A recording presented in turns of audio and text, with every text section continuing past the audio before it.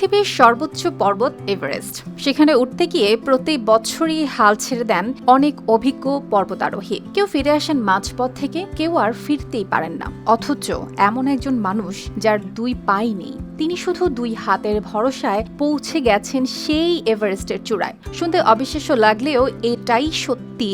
যে কাজ অনেক সুস্থ সবল মানুষও সাহস করে চেষ্টা করেন না, সেটাই করে দেখিয়ে ইতিহাস গড়েছেন রাশিয়ার প্যারা ক্লাইম্বার রুস্তাম নাবিয়েভ।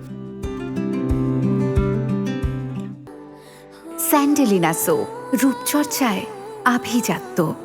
রাশিয়ার প্যারা ক্লাইম্বার রুস্তাম নাবিয়েভ পৃথিবীর প্রথম ব্যক্তি হিসেবে শুধু দুই হাত ব্যবহার করে মাউন্ট এভারেস্ট জয় করেছেন। তার অভিযানের বিভিন্ন মুহূর্তে দেখা যায় বরফে ঢাকা খাড়া ঢাল বেয়ে ধীরে ধীরে উপরে উঠছেন তিনি। হাতে দুটি আইস্যাক্স, সামনে বিপজ্জনক পথ, চারপাশে হিমেল বাতাসের গর্জন। প্রতিটি মিটার এগিয়ে যাওয়া যেন ছিল নিজের সীমাকে নতুন করে চ্যালেঞ্জ জানানো। কিন্তু রুস্তামের কাছে সবচেয়ে গুরুত্বপূর্ণ ছিল শুধু চূড়ায় পৌঁছানো নয়, তার সবচেয়ে বড় লক্ষ্য ছিল পরিবারের কাছে নিরাপদে ফিরে আসা। কারণ তিনি জানতেন এভারেস্টে ওঠা যত কঠিন, সেখান থেকে জীবিত ফিরে আসাও ঠিক ততটাই কঠিন।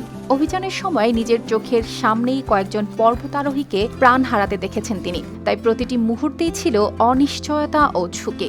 ঘরে বসে সেই উৎকণ্ঠার সময় পার করছিলেন তার স্ত্রী ইন্দিরা নাবিয়েভা। বিশেষ করে শেষ কয়েক দিনের চূড়ান্ত আরোহণের সময় উদ্বেগ ছিল সবচেয়ে বেশি। তবুও তিনি বিশ্বাস হারাননি, প্রার্থনা করেছেন, অপেক্ষা করেছেন আর আশা করেছেন তার স্বামী নিরাপদে ফিরে আসবেন। তার কাছে এই সাফল্য শুধু একটি রেকর্ড নয়, বরং মানুষের আত্মশক্তি ও দৃঢ় সংকল্পের এক জীবন্ত উদাহরণ।